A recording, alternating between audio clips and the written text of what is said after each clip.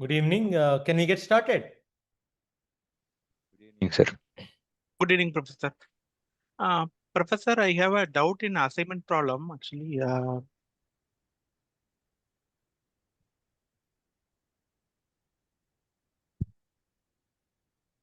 Can you hear me?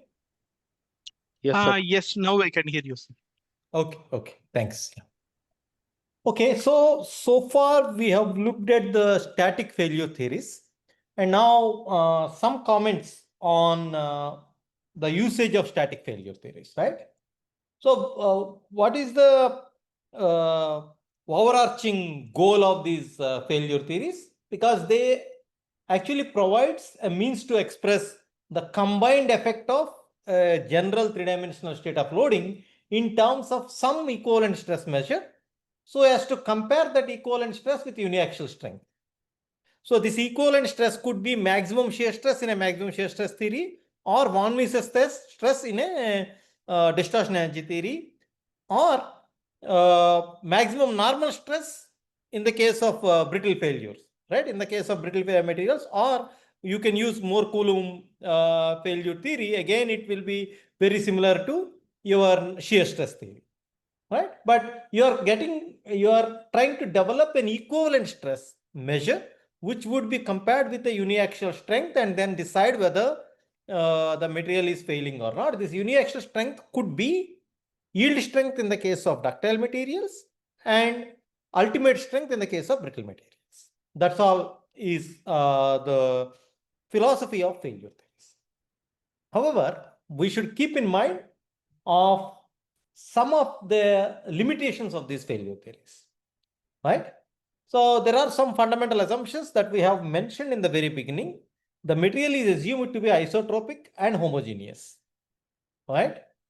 And the second assumption is the loads are applied on the component in a quasi-static manner. That means the loads do not change with respect to time, right? So time invariant loads that we have. And the third and most important assumption is that there are no cracks in the material. If the cracks are there, the physics of failure is going to be completely different, which we will study in the module called fracture mechanics. But as of today, we assume that there are no cracks in the material. Okay.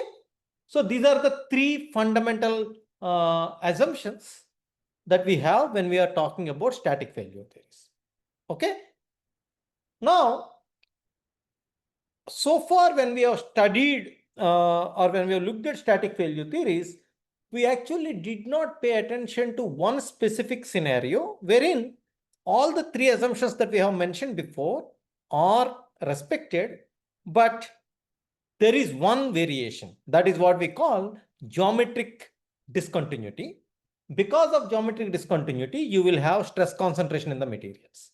So if you have such a geometric discontinuity, how do you account for when you are applying your failure theories on the component, right? So we have to talk about notches and stress concentrations. Notch is basically can be anything. It could be a hole, it could be a groove, it could be a fillet, or it could be an abrupt change in cross section, as we can see in this figure. Or in other words, it can be anything that disrupts the smooth contours of a part. What do you mean by that? For example, if you take this picture on the right hand side, where you have a stepped shaft, and imagine this like a pipe. Okay. So if there is a fluid flowing through, water is flowing through the pipe, at the larger cross section, you see that these are streamlines. The distance between the streamlines is going to be larger, and when it goes to the smaller cross section, obviously the velocity of the fluid flow increases because continuity has to hold good, and as a result, the distance between these contours will reduce. All right. And this reduction happens suddenly. Up to here, you have one cross section, and here onwards, you have another cross section. And as a result, at the intersection, at the geometric intersection where the geometry is changing from larger diameter to smaller diameter, the contours have to take a sudden turn, right? And that is typically what causes turbulence in otherwise laminar flow in fluid problems. Now, if you don't want, so this sudden disruption is what causes turbulence in fluid flow. In solids, imagine these guys are as stress lines, all right? Let us say you are applying a force F on both sides. Force per unit area is your stress. So on this geometry up to here, the stress should be force by some A1. And in this geometry, the stress should be force by A2. The fact that A2 is smaller than A1, the stress value should be higher here and stress value should be lower here. At this junction, there is a jump in the stress, right? A smaller value jumps to higher value. And that jump should be accommodated within a very small region. And that causes what we call stress concentration. So although the stress is supposed to be here, a value say 2 times more than this, but because of the sudden change, there can be higher stress than what is expected. And this is typically happens in many geometries where there is a disruption or sudden disruption to the general contours. How do we mitigate this? In engineering, typically, we try to avoid these sudden geometric changes by, for example, in the stepped shaft, you sort of give a fillet, all right, like as is shown in this figure below. And this fillet will change the rate of change of stress, right? Because instead of suddenly dropping the cross section, you are gradually dropping the cross section. As a result, the stress will reduce gradually rather than suddenly. And that will result in a lower stress concentration. But nevertheless, whenever there is a geometric change, you will have stress concentration. And hence, one needs to account for this stress concentration. And in machine components, in mechanical engineering, where are these stress concentrations? For example, you have fasteners are part and parcel of all mechanical engineering components. And in order to fix the fasteners, you will create a hole, right? Through which a bolt goes in. And then that hole can be a source of stress concentration. Similarly, a shaft and a hub. When you attach hub to the shaft, there will be a key that goes through the shaft and hub. And that keyhole in the shaft as well as in the hub can be a source of stress concentration. O-rings and grooves. So the stress concentration features that give stress concentration in components are there everywhere in every mechanical engineering component. There is absolutely not a single mechanical assembly that will not have a stress concentration. And hence, we need to be really careful when you are designing components by assuming the far field stress to be something and then you design based on that, because you need to account for whenever there is a stress concentration. Okay. So now let us look at some idealized scenarios. If you have a plate with a hole, which is an elliptic hole, whose semi-major axis is A and minor axis is C, and if it is subjected to a far field uniaxial stress, then the maximum stress that is experienced in the body is Kt, that is what we call stress concentration factor, times nominal stress. Nominal stress means far field applied stress. For example, if you cut the cross section here and if you measure the stress here, it will be same as sigma norm. But as you come closer to this fellow and if you measure the stress concentration here, right, then you will observe the stress value, not stress value here. Then that stress will be sigma max will be Kt times sigma norm, where this Kt, which is called stress concentration factor, and this T means theoretical stress concentration factor, is actually, or a geometric stress concentration factor, is a function of this geometry, which is 1 plus 2 times A by C. Suppose if it is a circular hole, A and C are same, then the theoretical stress concentration factor will be 3. What is the meaning of that? The meaning of that is if you have a circular hole and if you apply a far field stress of sigma at the periphery of the circle, the stress will be 3 times the applied stress. So when you are designing the component, the stress that you need to compare with the failure stress should be the stress at this point, because this is the maximum stress in the material because of the presence of a hole. And you should always keep in mind what will be the maximum stress in the component, and the maximum stress could be coming from the stress concentration factor, and hence you need to account for that. And the stress concentration factor Kt can be written as sigma max by sigma norm, and this is very important. For this depends on the geometry and also the type of loading. Whether you are applying a normal tension or shear or bending. So the material is subjected to tensile load or a shear load or a bending load or a torsional load. All these things change the stress concentration. And now if you look at this fellow carefully, as we change, suppose the stress concentration factor, as you reduce the value of C. What do you mean by reducing the value of C? The ellipse is becoming more like a sharp notch, then the stress concentration factor increases, right? So if the stress concentration, so as C tends to 0, KT tends to infinity. And that's a dangerous scenario. That means the severity of the geometry is defined by this A by C ratio in this case. Okay.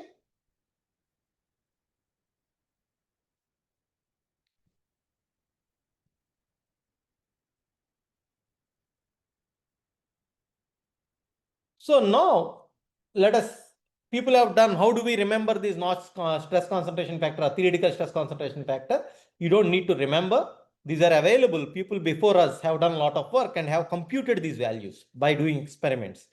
Today, you can actually do finite element simulations to find out this stress concentration factor. But before that, there were no means of finding these solutions numerically. So people have done a lot of experiments, and using that experimental data, they have generated this stress concentration factor.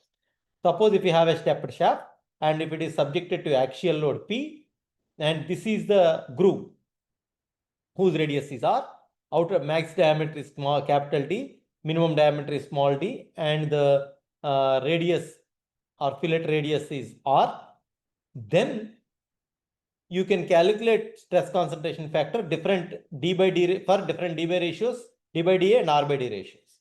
And either you can use this graph or you can use this table or you can use this formula. The table will give you the values of A and B. You can use this formula to find the stress concentration factor. And this is valid only when the shaft is subjected to axial load. If the shaft is subjected to, again, the shaft is having a circular cross section. And if you have a shaft which is a rectangular cross section, and if it has bending moment instead of axial load, the stress concentration factor varies like this, right? And like this, for different loading scenarios, you will have stress concentration factor tables or charts available in the literature. You can actually look at this textbook of Robert L. Norton, Machine Design. There, the stress concentration factors for notched shafts are available under various loading conditions. Or any design data handbook will have these charts. One can read from these charts or one can use this formula to compute the stress concentration factor. Is that clear? I'm sure some of you may be using them in your design if some of you are doing some design calculations. So now let us look at a simple problem. Okay, so you have a circular shaft like that, as shown in the figure, has a U-shaped groove. The shape groove is U with groove height is H 10.5 mm deep. The radius of the groove is 7 mm. So the groove height will tell you what is capital D and what is small d, right? And radius of the groove is 7 mm. And the bar diameter away from the notch is 70 mm. So the capital D is 70 mm. On this, a bending moment is applied and a twisting moment is applied. Bending moment is 1 kilonewton meter and twisting moment is 2.5 kilonewton meter. Suppose if the bar does not have this one, this will be uniform cross section and that will be of capital diameter D, right? Now find the maximum shear stress and von Mises stress of the experienced by this shaft, where it will happen, and if the ultimate uniaxial yield strength is 180 MPa, according to which criterion does it fail, right? That is our question. The data charts for a circular shaft, because the cross section is circular, when it is subjected to bending moment, the stress concentration factor should be calculated like that. If it is subjected to torsion, the stress concentration factor should be calculated that. So for torsion, what do you mean by stress concentration factor? Maximum shear stress by nominal shear stress. For bending, maximum normal stress by nominal normal stress. You have to be very careful in computing, in understanding what do we mean by stress concentration factor in torsion and in bending. So although it is used the same symbol here, but you should understand that in this scenario, it is under bending. In this scenario, it is under torsion. Okay. So now you need to compute KT under bending and KT under torsion. Can you please note down this data, and I would like you to solve this problem.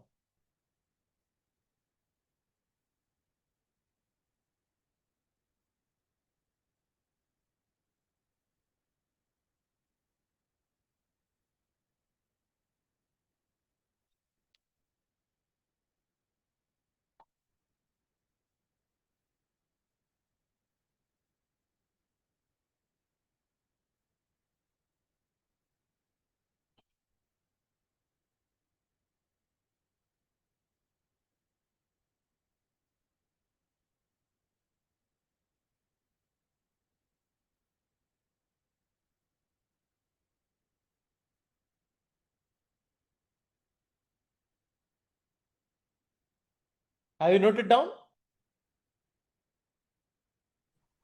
Noting, sir. Draw the figure and note down the values.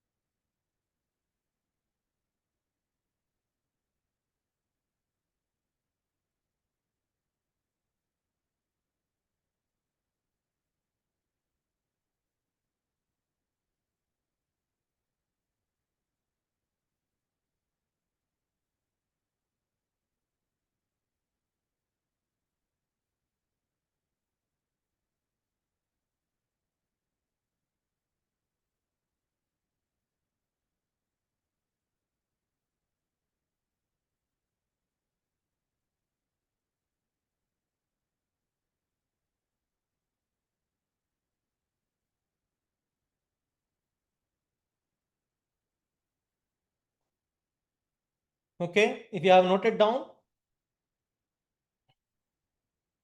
okay, let me note down so that I know how much time it takes.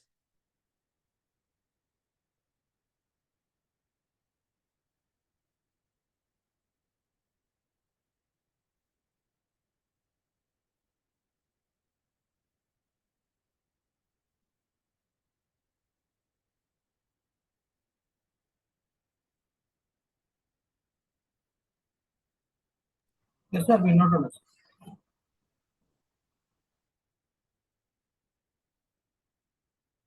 Capital D is equal to 70 mm.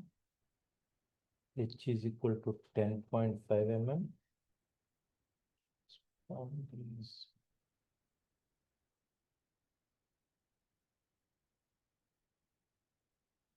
And R is equal to 7 mm.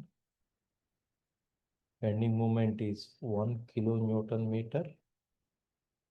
And testing moment is 2.5 kilonewton. I have noted down, and sigma y is 180 MPa. So I am able to write everything. So now you should be, now you need to compute. So first of all, we have to calculate bending moment will create what kind of stress?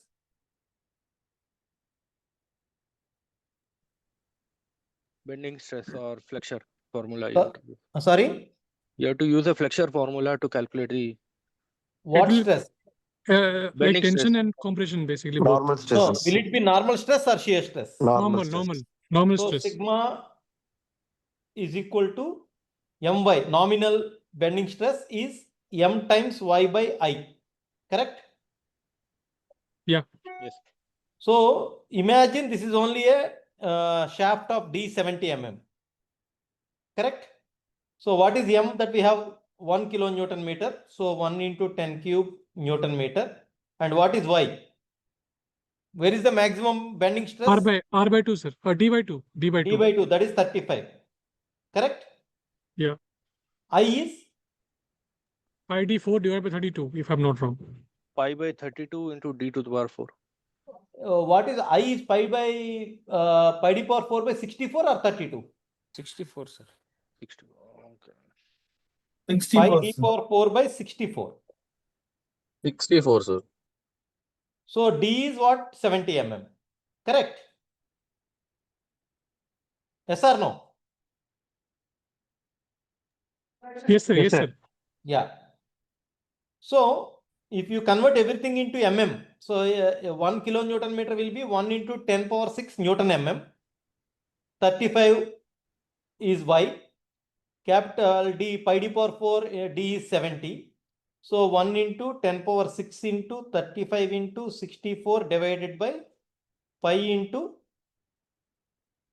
70 to the power 4. That will be in what units? Newton per mm square. That means 1 Newton per mm square is 1 megapascal. Isn't it? So whatever value that you would compute will be in MPa. 59.4, sir. How much?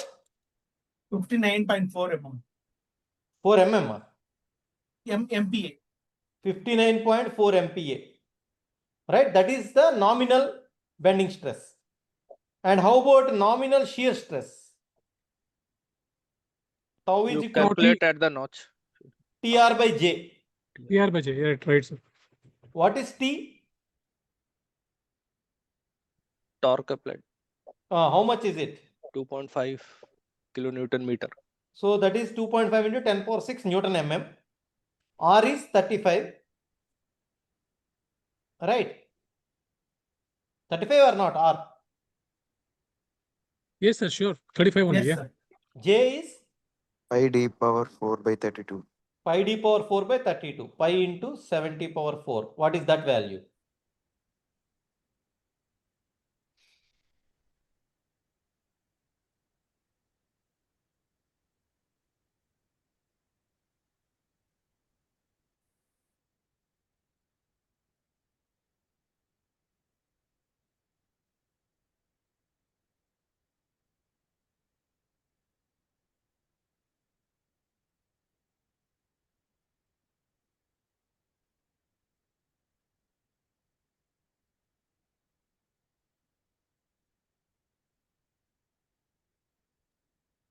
I would expect 37 everyone to point- do this because I'm reading it out. I am writing it on my iPad, but I'm not showing the iPad because I want you to do it on your own so that the numbers are matching.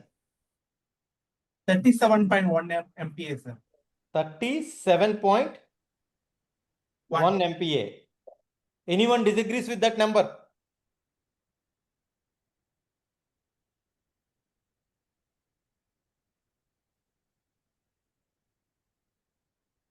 So nominal bending stress is 59.4 MPa. Nominal shear stress is 37.1 MPa. That is what we got. Anyone has questions on how we got it? So it basically means that we are not considering this one only based on this capital D we are computing. But because of the presence of this, there will be some stress concentration, right? And because of that, what will be the maximum stress is what is going to be calculated now. Now, see, sigma max will be KT times sigma norm, nominal. Right? Sigma max will be KT. How do you calculate KT? Bending, KTB. KTB, that is bending, is equal to, how will you calculate? Sigma max by sigma nominal. Yeah, but no, we have to calculate sigma max, no? See, you have to compute KT. We know why we have computed sigma nominal, isn't it? So basically, we have to compute C1 KT value. KT value. So Yeah. KT value formula is given for bending, isn't it? Right. Yeah. So C1 plus C2 times 2H by D plus C3 times 2H by D whole square plus C. It's a polynomial, right? 2H by D whole cube and so on, isn't it? So what is 2H by D, by the way? 2H by D is 2 into 10.5 by 70. That is 21 by 70. That is 3 by 10, isn't it? That is 0.3.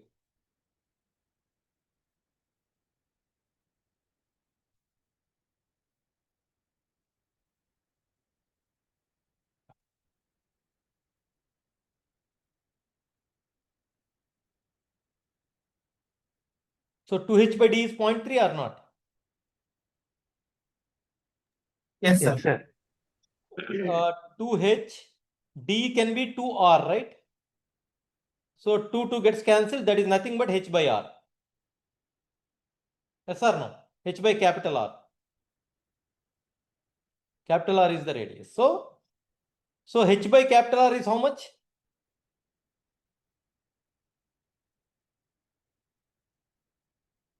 0.3. Now there is a confusion, right? In this here, h by r is given. This h by a small, this is not capital R. This is not the diameter of this fellow. This radius is the radius of the groove. So what is that? What is small r, by the way? 7 mm. Very good, 7 mm. H is 10.5. 10.5 mm, right? That implies h by r is 10.5 by 7. That is equal to 1.5.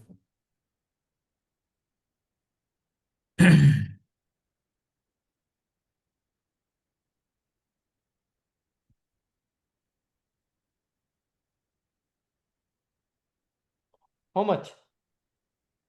1.5. 1.5.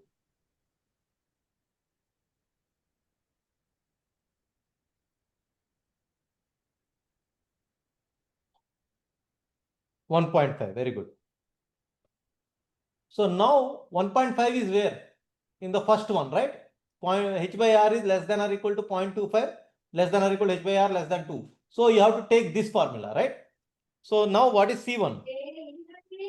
C1 is equal to 0.594 plus 2.958. Square root of h by r is 0.15. Sorry, 1.5. Square root of 1.5 minus 0.52 into 1.5. Correct? C2 is 0.422 minus 10.545 times square root 1.5 plus 2.692 into 1.5.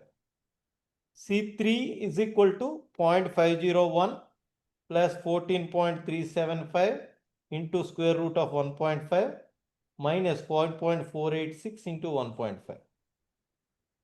C4 is equal to minus 0.63613 minus 6.573 root 1.5 plus 2.177 times 1.5.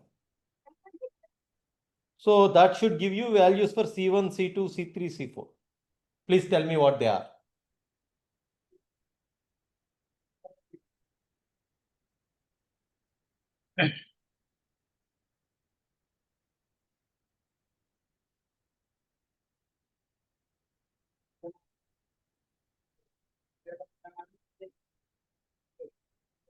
It is just a manual labor. There is nothing to think here, but I would like you to compute these values.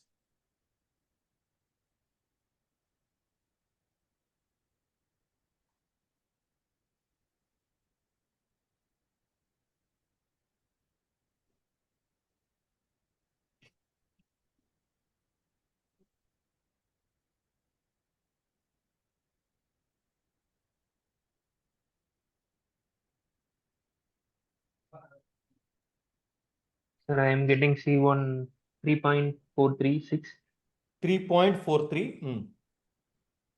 436, and C2 minus 8.455, Minus 8.455. C3 11.377, 11.377.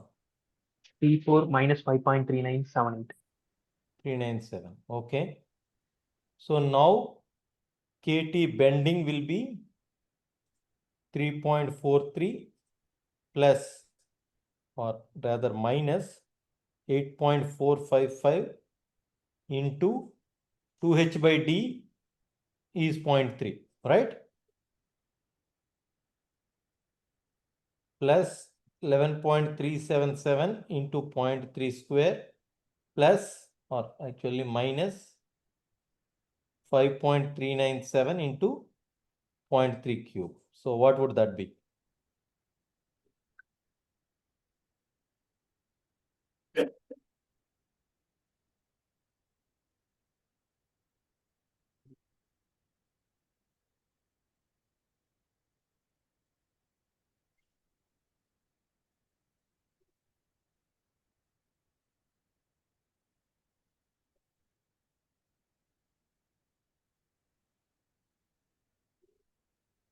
1.778.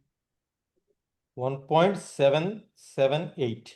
So sigma max will be equal to 1.778 into sigma norm.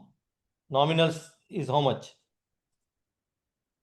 What did we compute nominal stress to be? 59.4, right?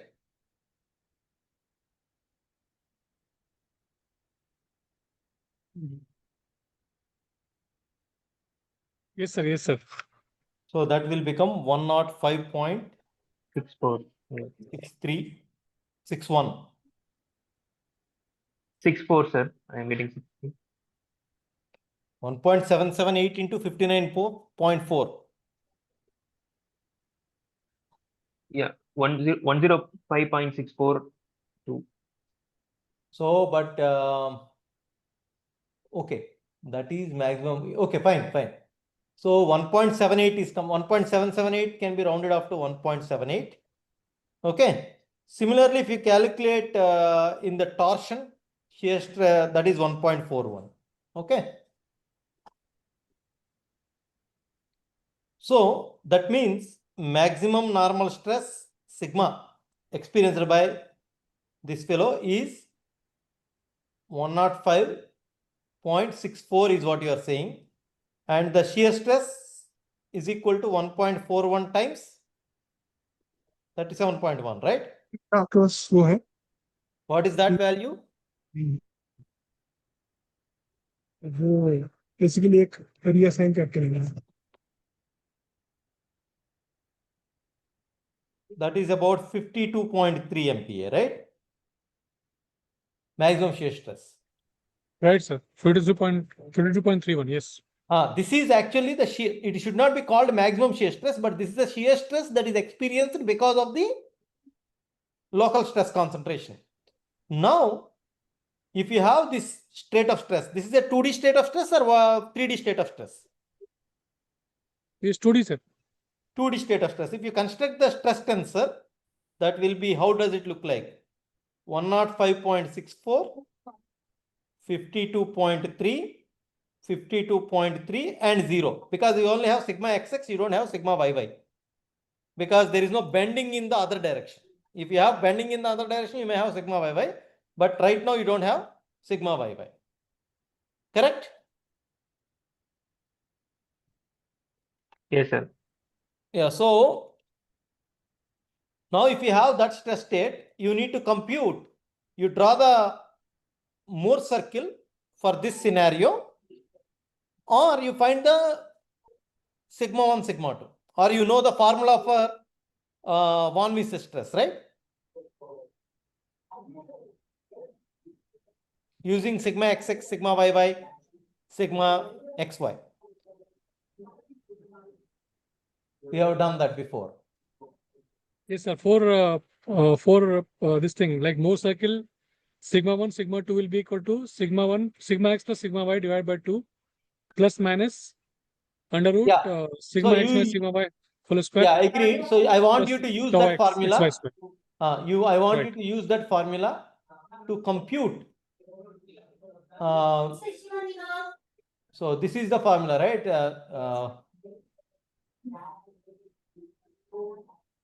This is your equivalent stress, isn't it? So that equivalent stress is equal to square root of sigma x is 105.64 square.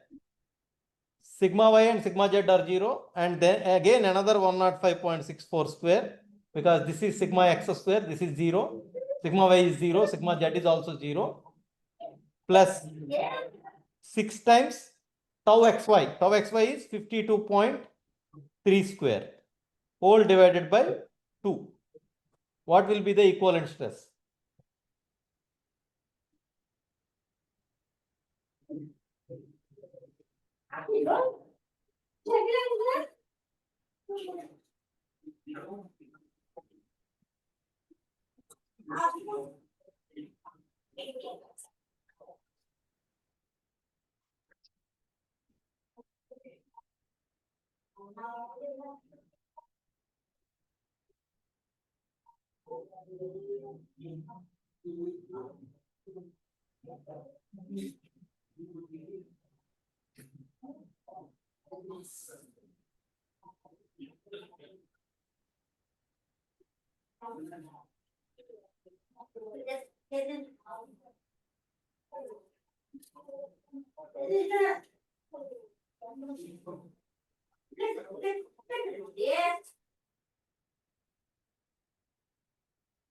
Yeah.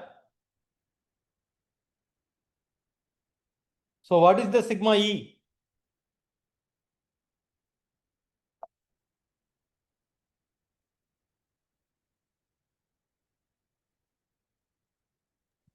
One 139.048. 1 139. 39.0483. 0.04. It's 139 MPa if you take. But what is that we have said in our calculation? So this is sigma.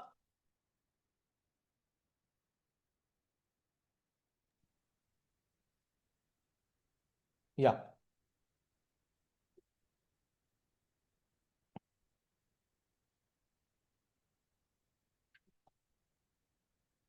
There must have been something wrong if the values are different. So you have to go back and verify. But the procedure, so it should be 1 Mrs. stress is 305.95 MPa. That means there is something somewhere went wrong.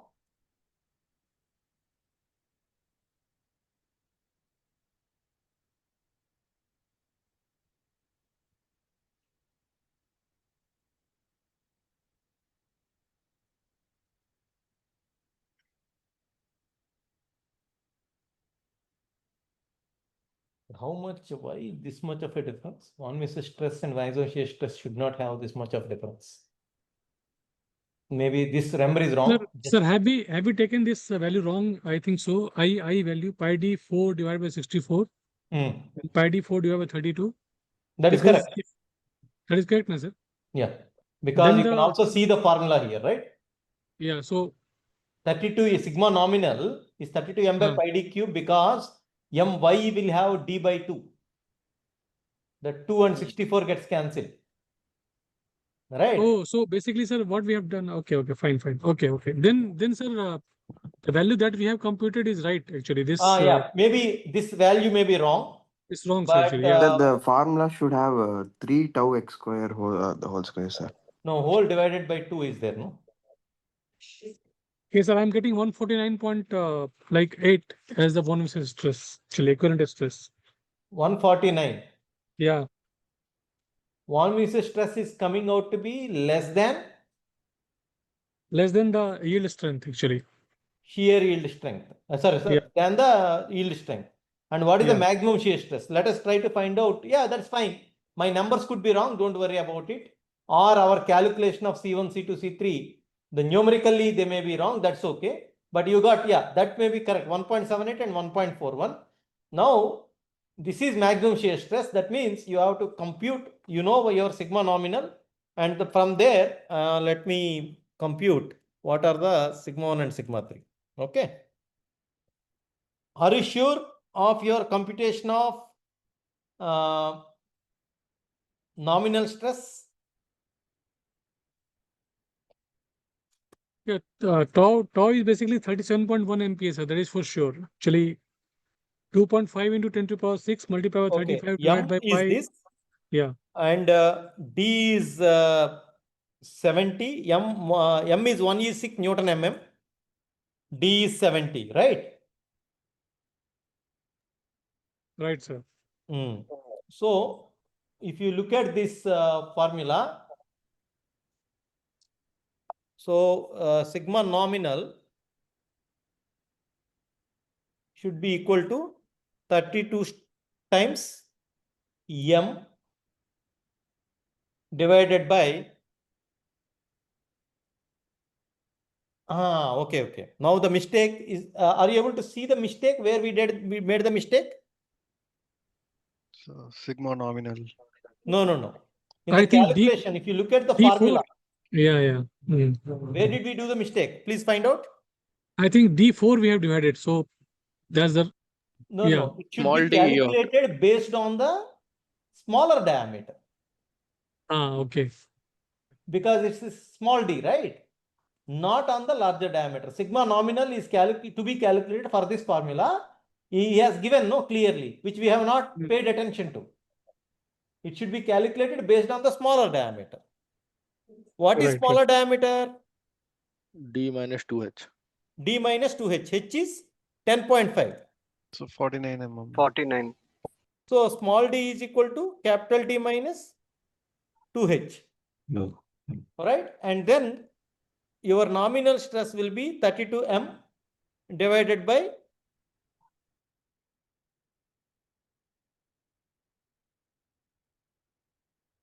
that will be 86.6 MPa, isn't it? I'm getting 83.6. Uh, 86.57. 86.58 is coming. Yeah. 86.6 is probably the right number. I don't know why you Okay, are getting okay, 83 Okay, point. okay. Yeah. So instead of earlier we got 59.4, that should be actually corrected to 86.6, correct? It should not be 59.4, it should be 86.6. Similarly, your torque is 2.5 kilonewton meter. So if you do that, then your nominal shear 108.22. will be 108 16 times torque divided by pi d cube, right? What is shear? 108. 2. Yeah, 2 or 24 is what I get. Okay. Shear is coming out to be 108.24. Correct. So now the actual shear stress, experienced shear stress because of the stress concentration, sigma is equal to KT bending into sigma norm. That will be KT bending is 1.78 as we can see here into 86.6, right? And actual shear stress that is acting is KT torque into tau nominal, that is equal to 1.41 into 108.2.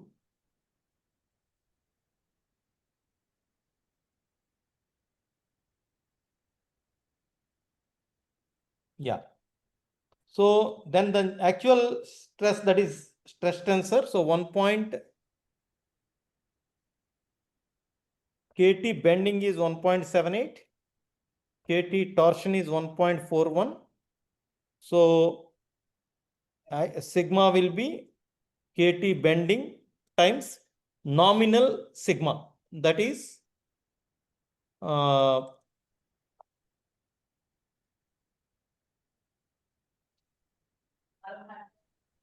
86 point something.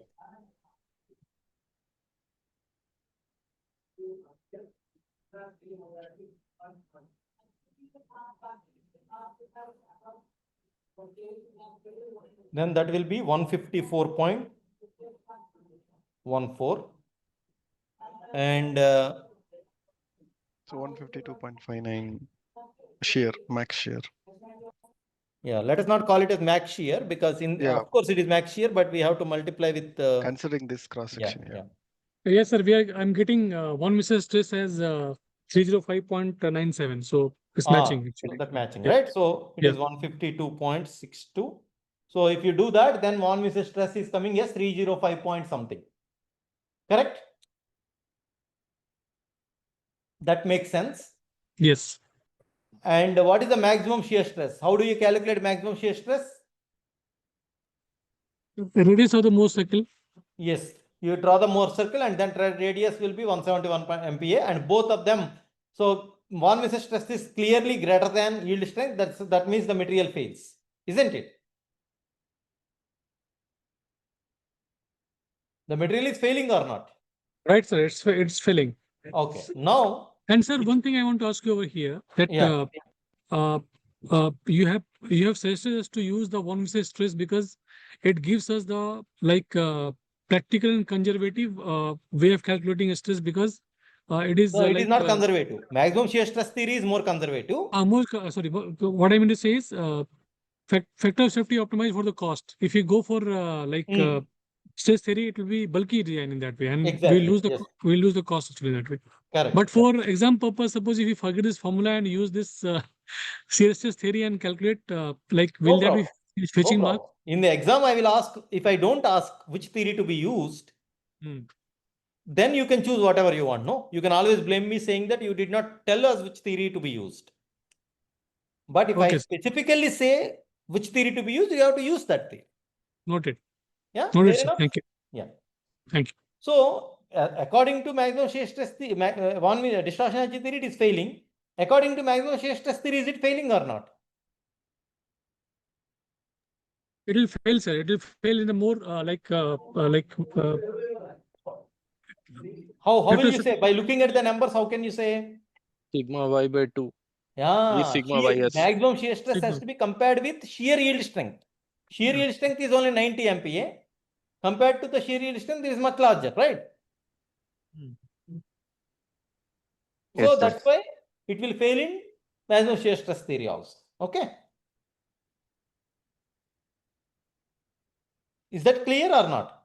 Right, sir. And we can also judge by this, sir. Anything which is failing in one Mises theory will definitely fail in what I meant to say is shear stress theory. Anything that fails under von Mises theory will definitely fail in shear stress theory. Now the question is, let us say you have not taken stress concentration factor into account in this particular scenario. Okay.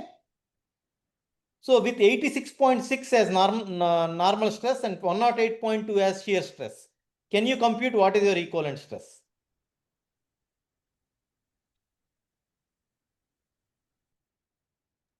Sir, 1 second, please. I'm sorry, could not hear you. See, we have now calculated your equivalent stress after multiplying the nominal stress with the respective stress concentration factors, correct? Right. Now, if you don't consider the stress concentration factor, you forgot to consider the stress concentration factor. Okay. Then you would compute the equivalent stress using 86.6 as the normal stress and 108.2 as the shear stress, isn't it? Right.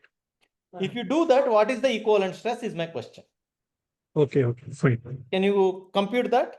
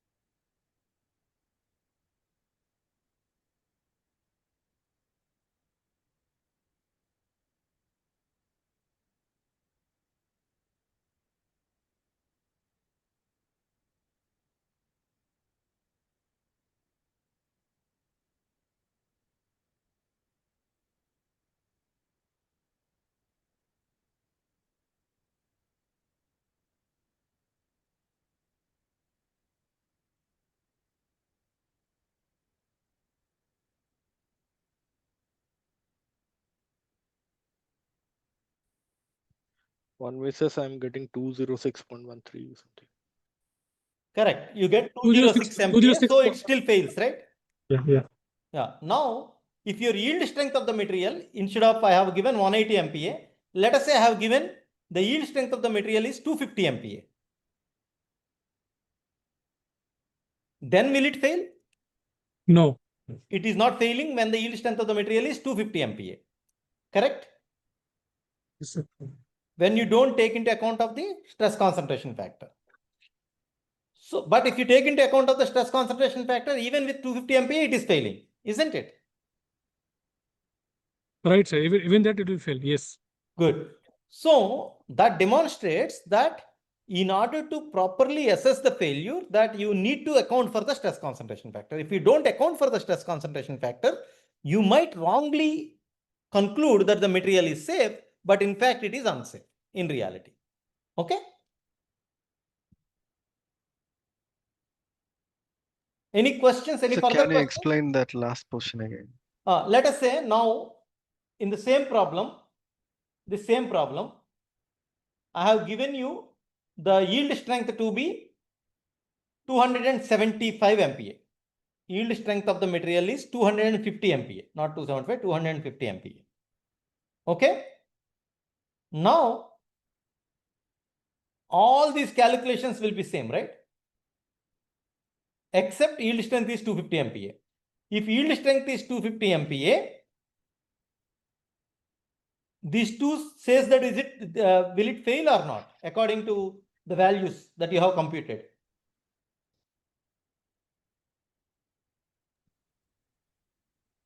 How did we decide that the material is failing? Because we said the von Mises stress is larger than the yield strength of the material.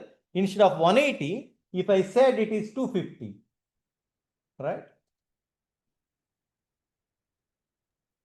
Yes, sir. Instead of 180,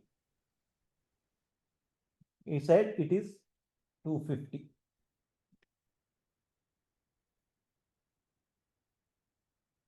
Now you tell me what happens.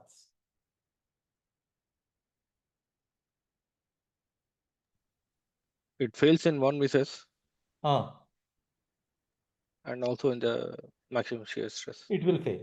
Yes. Now what I am saying is, in calculating these two values, you have incorporated the stress concentration factors. For some reason, you forgot to incorporate the stress concentration factor. If you forgot to incorporate the stress concentration factor, the equivalent stress that you would calculate is based on the nominal stresses that you have computed, isn't it? Yes. So the nominal stress was 86.6 and 108.2. If you compute using the nominal stress values of 86.6 and 108.2, your equivalent stress is coming out to be 206 MPa. So then if you don't consider the von Mises stress, this value is coming out to be 206. Now this value is less than this value, isn't it? This Yes. 206. This 206 is less than this yield strength of the material. Then what will you say? The material is safe or unsafe? It's safe.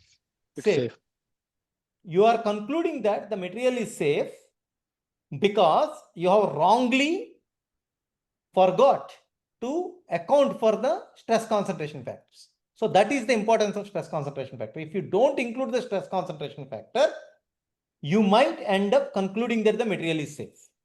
In reality, when you account the stress concentration factor, the stress is not 206, it is 305, 306, and which is larger than the yield strength of the material. And hence you would have concluded that it will fail. But since you forgot to account for stress concentration factor, then you are concluding wrongly that the material is safe. And hence one needs to always be very careful when there are stress concentrations to account for them accurately. Okay? That's what I meant to say. Sir, one small doubt. Yeah. If we go to the question actually, Hmm. like if I calculate the far field stress, like based on the capital D, Hmm. and then I also calculate the stresses based on the small d Hmm. and divide them, can I still calculate KT actually? No, but here, if you look at this formula, right, this is the chart that Yeah. you have. Yes. In this chart, the nominal stress should be calculated based on the smaller diameter. That is Okay. what is given. And KT is calculated using this formula, right? Yeah. Yes. And hence you have to do it only this way. Initially, we have done this with larger diameter and found that the material is safe, isn't it? Yeah. Yeah. Yeah. I mean, what I was trying to understand is, let's say if I don't have a for a material which I don't have this equation C1 plus C2 by 2H, and then is it possible to calculate the KT indirectly, like taking calculating the stresses from the far field and stresses No, from the KT is a geometric factor, so you should know okay. only based on the geometry you can calculate. Okay. Okay. Got it, sir. Got it. Okay. Thank you. Thank you. Yeah.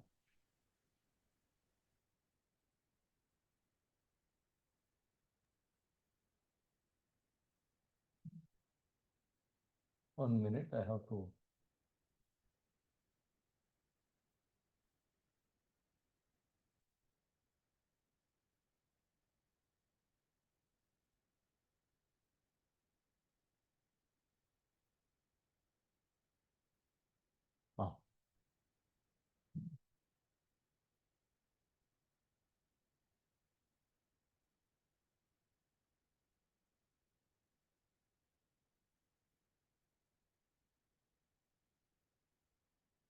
So any other questions?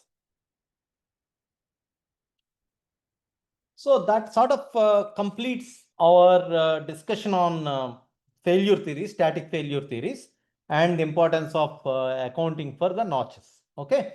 Of course, the notches part will not be there in the exam. Okay. Because I have only taught you today. Next, we will Sir, I have a start. doubt. Yes. Sir, what will be the maximum value of KT which we can derive? Because I've heard that it won't cross more than No, it's 2 or not 3. like that. It depends on the geometry. It simply depends on the geometry. If you have very sharp this thing, then it may be larger. See, for example, let me see.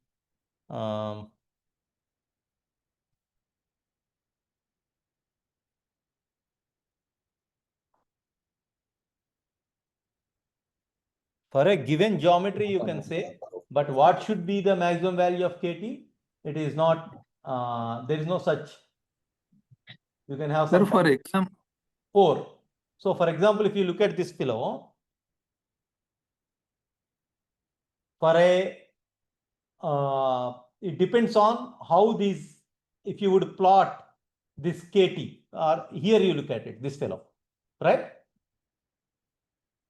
If your R by D is very, very small, it can go up to 4 in this scenario. In this scenario, it can go up to 4.5, or even if it is much smaller, it can go like that. I have not computed beyond this value, but you could, it will increase significantly, right? It is, you can see that it is asymptotically becoming infinity, isn't it? So it Yes. precisely depends on R by D ratio. That means the severity of the change in geometry. Is that clear? Yes, sir. I'm clear now. Sir, does this apply only to continuous solids, or what if I have a bolted connection and I still have a major cross-section change? So if you have a bolted connection, you have a hole, right? Circular hole. Yeah.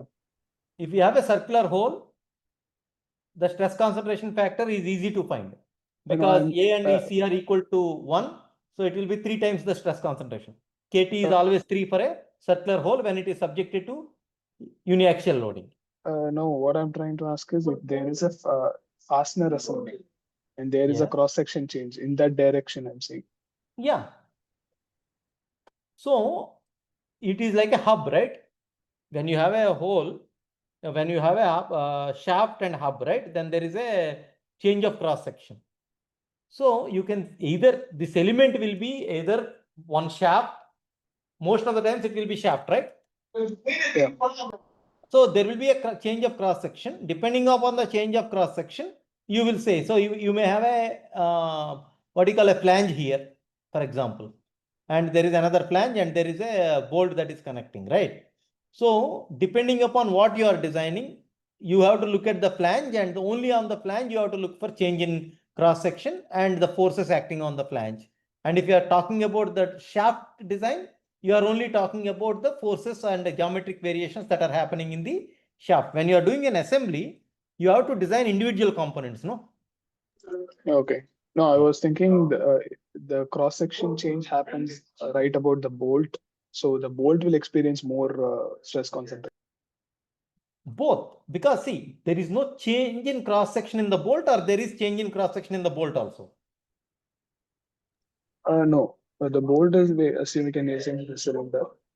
No, but if it is bolt is going through a scenario where there is a change in cross section, when there is a larger hole, the bolt is not actually touching the hub, no? Because normally it should be bolts Okay, of and periphery should be understand. touching both sides, Assemblies, isn't it? so assemblies will be broken down and then again the Yeah, same yeah. Then principles that will be assembly is a poorly designed assembly, because your whenever bolt is connecting two geometries, the both sides the radius should be the same, isn't it? Otherwise, yeah, bolt will not have its purpose serving. yeah, I understood. Any other questions?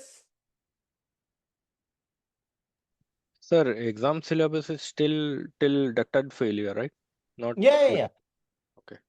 You want me to include ductile failure with the notches? I mean, the logic remains the same only that we Yeah. have to calculate the. Yeah. There is nothing much, but you have to remember that you have to account for. Yeah. Okay. Yeah. Anything else? Any other questions? Brittle failure are not coming, right? Brittle failure is not there for the exam. That's Okay. correct. Thank you. Thank you. And I hope Professor, that you are working on the assignment that I have given you. So the exam pattern will be similar to the question that has been asked in the assignment, sir. Just one. Yeah, more or less. There may be Okay. some surprise. If Of course, without sir, of surprise, course. what is fun? Right, sir. Right, sir. Yeah, yeah. Sir, If in you have the- any problems, I will ask you. Yeah, if you have any problem during the exam, you can ask, and I have the freedom to answer or not. Okay. Yeah. Of course, sir. Of course, sir. Sir, one small Thank you question, so doubt much. on the assignment actually. Yeah. You have asked question number 2 on the hoop stress and the. Let me open the question.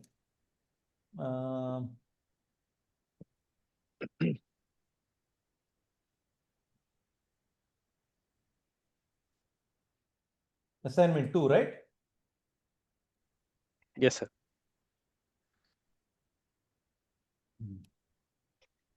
A pipe with closed ends has a wall thickness of 10 mm and an inner diameter of 0.6 mm, not meters, sorry. It cannot be meters, no? That's the okay, yeah? So please.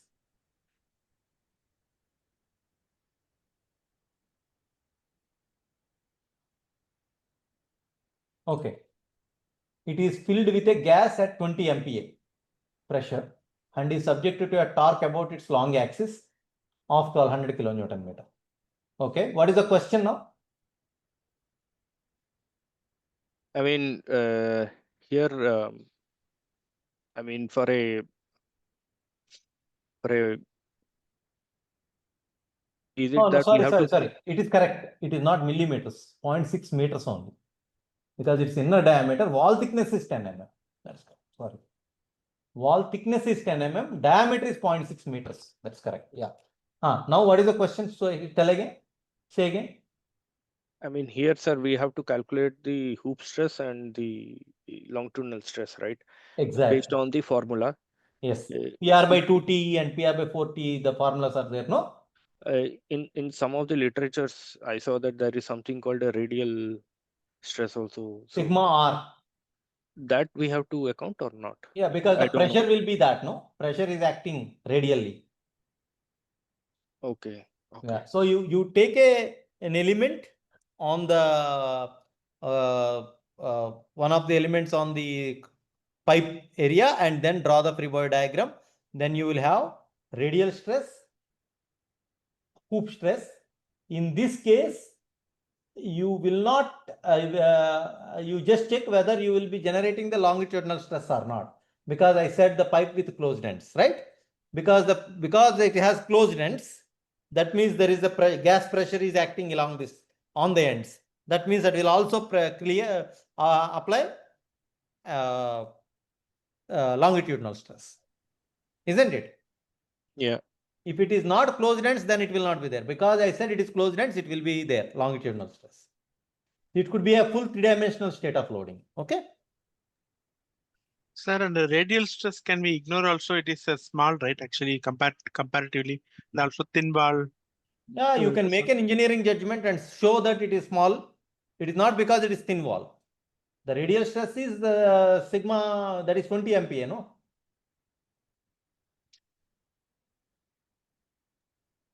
P is sigma, R is P, isn't it? Sir, even though Yes, it is sir. a 3D state of stress, I'm unable to visualize the, I mean, like, how do I correlate to a 3D state of a small infant, small So you start working in polar coordinates rather than XYZ coordinates. Okay. Radial stress, longitudinal stress, and hoop stress. These are the three components that you are talking about. Sigma R, sigma Yes. theta, and sigma L. Yes. Okay, or sigma Z. The moment you start working on cylindrical polar coordinates, that becomes easy. Okay. Sir, I and did what not about talk that? about all those things because these are something that you would have learned already. Yeah. Sir, there is in question number 3, there is octahedral plane, right, sir? Yeah. Octahedral plane. So, Yes. how do we compute the stress on that, sir? This is something that I would not have spoken in the class, but I would expect you to read the books and then find out. Okay, sir. Yeah. That is why I give And- assignments, so that the assignments will also an opportunity for you to learn something that is not explicitly discussed in the class, but it is connected. Sir, and Professor, one sir, more thing in the sorry. question. Yeah. Go ahead. No, please. You finish. Yeah, Anuj, then in- I Yeah, ask. yeah. No In problem. the question number 4, actually, the failure theory is not explicitly mentioned. Actually, we can assume any of the ones, sir. Actually, in that case, and Yeah, you proceed, can right? assume anything, but for your understanding, you want to understand this, right? So you can write the failure factor of safety against yielding. If I use maximum shear stress theory is this much and distortion energy theory is this much. So it's also for you to get some confidence and some experience, right? I have not mentioned in the exam, you can choose whatever you want. For the assignment, I would appreciate if you do with both the theories and find out. Okay, sir. And here we have the wall thickness is small, actually. In that case, can we consider like, for example, the area under 2 pi r into t? We can use Yes. that equation also, Yeah. sir. Yeah. Because That's how the you should do. this one will be like outer diameter pi d power 4 by 4, outer minus inner diameter area minus, no, sir, exact. No, you If it is compute exact exact area. only whatever is relevant. What I'm Because, saying, if you come, yeah. see, if you take 2 pi r times t, it will be same, right? That cross-sectional area. There'll be small difference will be there, sir. Yeah, a small difference may be there because you are what you call developing the surface. Yeah. Yeah. 2 pi RT is more appropriate to take. Yeah. Can I make Also, R J as also the we can mean? consider. Yes, you can also compute accordingly J. Yeah. Someone else was asking. Sir, I want to ask you one question, sir. I'm sorry, you have to open your iPad, sir. I'm sorry, because I have to open my iPad. So you right, don't sir. need to be sorry. You can ask, no problem. Let me open my iPad. So basically, my question is like related to stress tensor, sir. So no, we have to go to the like, sir, phrase page. Fresh page I have to go. Okay. You will Yeah, ask me something that I have to write. Okay. Yes, sir. So basically, sir, you have taught us in the past that suppose we have a stress tensor like 500, 500, then we have suppose yes 080 Oh, okay. or 5015 you can say like that, sir. I'm sorry. 500. So 500 you are seeing my screen, right? yeah 080 then 010 suppose 010. Okay. 0 0010 sorry 0010 I'm sorry 0010. Okay, and suppose we have a tensor like which is 30 35 something like that, 30 35 like 40, like all the values are available, say, in that way. Yeah. So we can write any arbitrary values of whatever we feel is to be.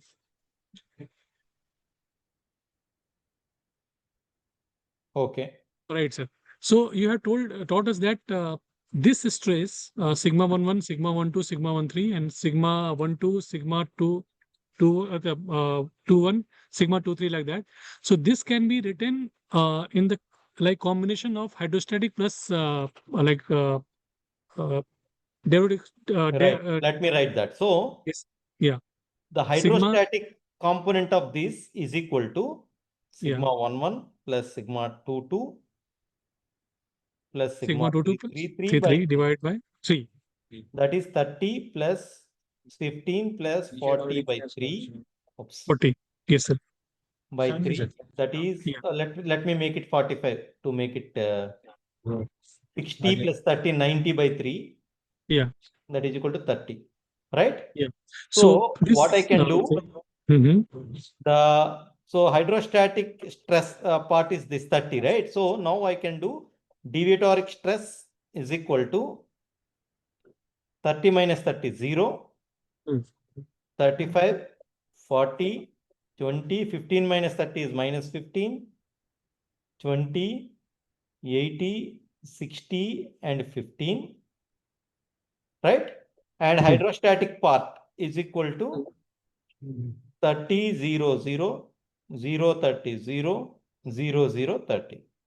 If you add these two, what I will get? Is a complete 30. tensor. The same Yeah. tensor, right? Right. Hmm. Now my question is question number 3 is, I had tried to solve this problem by calculating the eigenvalue of the system and getting some lambda 1, lambda 2, lambda 3.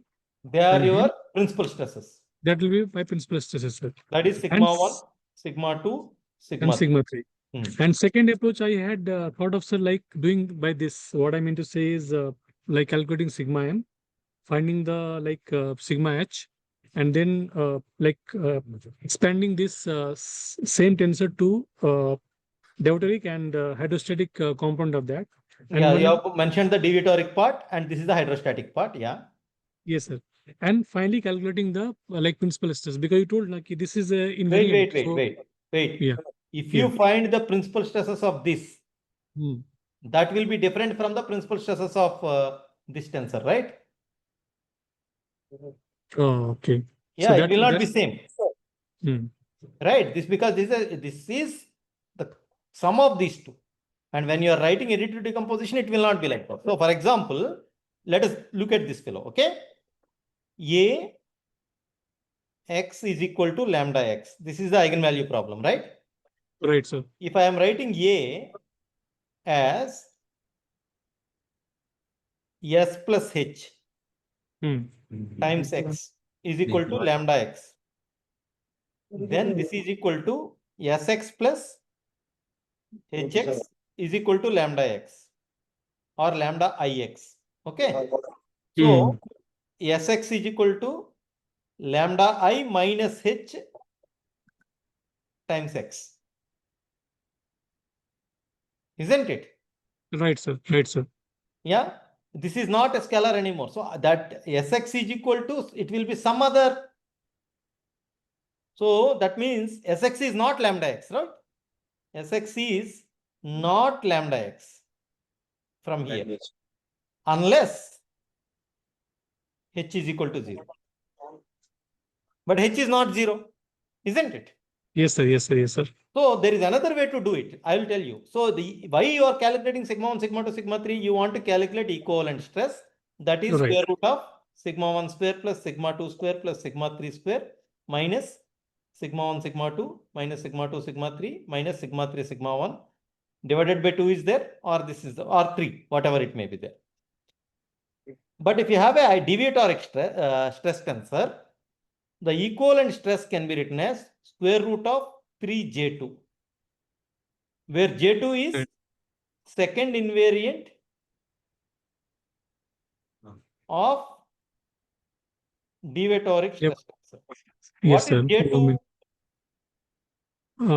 Sigma 1 into No. J2 is minus 1 times sum of the principal minors Yeah. Okay. of S. So now if you go here, how do you calculate the principal minors? For principal minor of this guy will be minus 225 minus 1200. 120. 1200. 1200. Yes. That is the first principal minor. Second principal minor is how much? 300. Sorry. 3200 minus 3200. Yes. Right? Right, sir. Plus that third principal minor 700 minus yeah. 700. Yeah.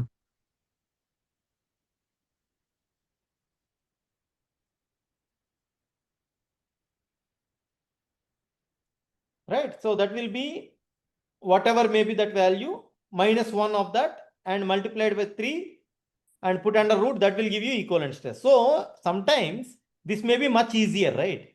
Because you don't remember any formula. Do you need to remember Yes. any formula here? Nothing. No, no, If you know no. the stress tensor, you can always find S. Once you know the S, you can always compute J2. The only formula that you need to remember is this. This is a simple formula to remember. But it will give me equivalent stress. I will not be able to compute sigma 1, sigma 2, sigma 3 in that. It need not be. If your objective is to find the equivalent stress, you need not worry, right? Sure, sure, sir, sure. Yeah. Sir, thank you, sir. It's amazing. Thank you. Yeah. Okay. Anything else? Any other questions?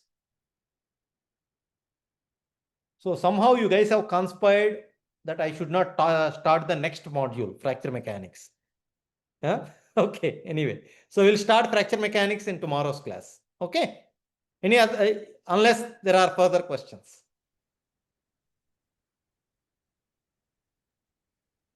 Okay. All the best with your assignment. I think you do it very carefully and do it independently, and make sure that you understand everything that you are doing in the assignment. You are not, don't do it for submitting, but do it for,